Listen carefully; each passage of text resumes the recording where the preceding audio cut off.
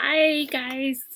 Mrs. Miles here, and I don't know if you heard, but you guys were right. Disney Plus is coming out with the Mysterious Benedict Society. I think it looks like it's going to be a series, so not just a one movie, one time thing.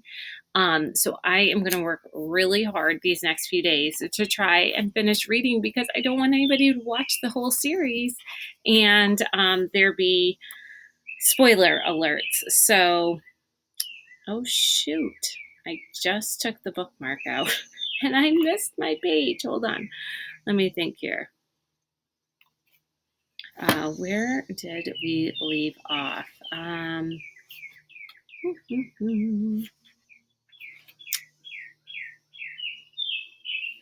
Okay. Yes, Kate and Constance were being chased. And let's see here. I think we're at the top of page 431. Okay. I'll read the bottom of page 430 just to get back on track. She was just about to feel encouraged when Martina, Jackson, and Jilson came swarming out of the back of the Control Institute control building. Well, that's unfortunate, Kate said. She smiled and waved. Unfortunate, cried Constance. Unfortunate? Don't you think so? Kate asked, panting under her burden. Jackson sent SQ and Regina scurrying away, probably to notify Mr. Curtin, and started up the hill with Jilson and Martina close behind. They were moving very fast. Kate stopped, glancing back, and pressed on hard until she and Constance came to a stone wall. From below them, they heard the rapid scraping of boots on gravel. Quickly, Kate worked to untie the ladder from her belt, but after the long drag uphill, the knot had grown too tight.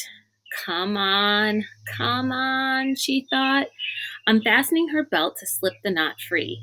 In her haste, she missed her grip on the bucket, and to her horror, it slipped loose and tumbled several yards down the hill behind her. Leave it! Constance cried, seeing her look of dismay. There's no time! Constance was right.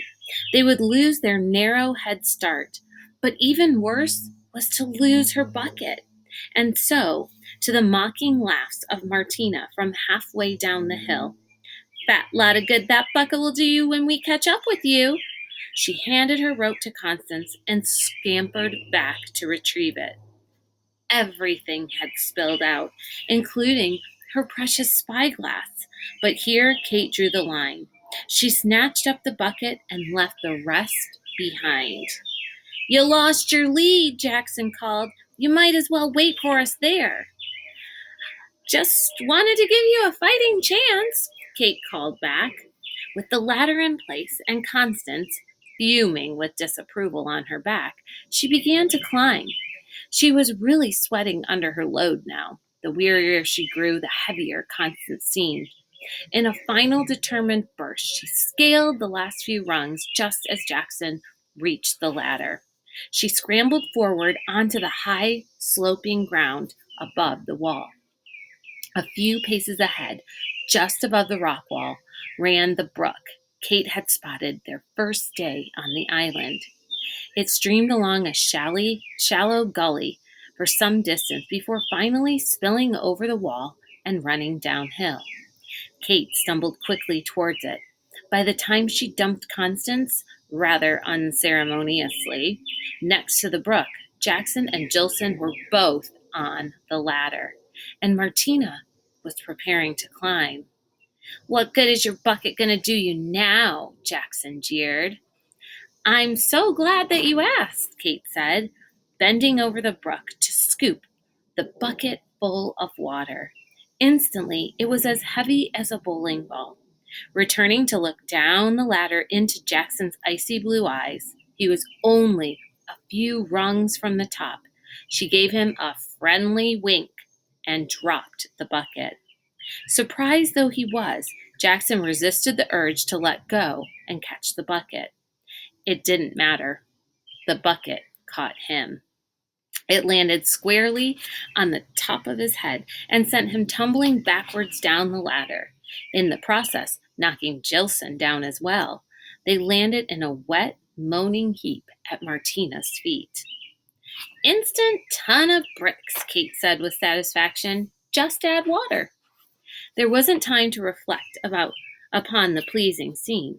Martina had been quick-witted enough to grab the ladder before Kate could haul it out of reach, and was waiting only for her dazed companions to climb to their feet again. Slinging Constance over her shoulder, Kate splashed across the brook, too tired now to leap it, and made her way up the last steep stretch of ground to the tower wall. "Oh," Constance cried, "get your shoulder out of my belly, you big—" "Listen," Kate said, setting her down and hastily forming a lasso with her rope. "I need to concentrate, so keep quiet, will you? We have to reach that window as quick as we can." As she spoke, she swung her lasso round and round, eyeing the flagpole that jutted out from the tower wall, high above them, the Institute's red flag rippling gently beneath it. "Careful," Kate warned herself. "Don't let the lasso get fouled up with the flag." It was essential that she didn't miss. There'd be no time for a second attempt. Kate concentrated, took aim, said a prayer, and— "You don't really think you can lasso that flagpole, do you?" Constance blurted, just as Kate flung the lasso upwards.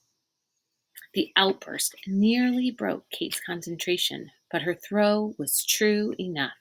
With a perfectly timed twitch of the rope, she adjusted its path. The lasso dropped neatly over the end of the flagpole. Kate heaved a sigh of relief. "You call that quiet?" she asked, tightening the loop with a tug. "It could have been louder," Constance replied. "Thanks ever so much," said Kate, already tying the rope around the smaller girl's waist. "Now don't argue. I'm doing this so I can haul you up after me. I can climb faster this way." Constance, of course, began to argue, but Kate had already completed the knot and began scrambling up the rope. She didn't waste time looking back. She knew that at this very moment, Martina was probably leaping the brook. She knew she had only a matter of seconds.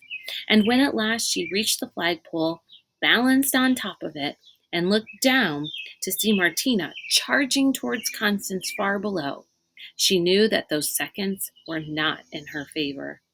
As tired as she was, as fast as Martina was moving, she wouldn't have time to pull Constance out of reach. It only took one of those seconds for Kate to think, "It has to be all four of us. But Constance can't handle them. You can handle them, though. It will be rough, but you can handle them." Part of Kate believed this, a very important part, for Kate's sense of invincibility was the main thing that had sustained her all her young life alone. But another part did not believe this, and it too is an important part. For unless you know about this part, it is impossible to understand how brave of a thing Kate was about to do. With a fluid motion, Kate slipped the lasso from the end of the flagpole. She gripped the rope tightly.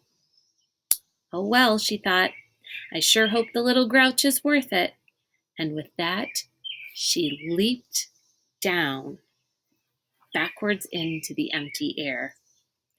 So we've got, Kate standing on top of the flagpole, Constance attached at the bottom, standing on the ground. So as soon as Kate leaps over, Constance is going to be pulled up, right? The rope fell across the flagpole like a cable over a pulley, and as Kate dropped downward, so Constance, much lighter by far, shot up out of grasp of the astonished Martina Crow. The tiny girl clung madly to the rope, her eyes bulging, but Kate could do little to calm her.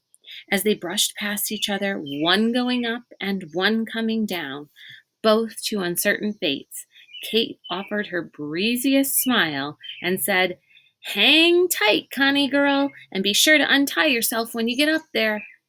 Then Kate descended down into the waiting arms of three powerful executives, all of them grinning with a vengeful excitement. Okay, I promise I will come back and read tomorrow so we can try and finish.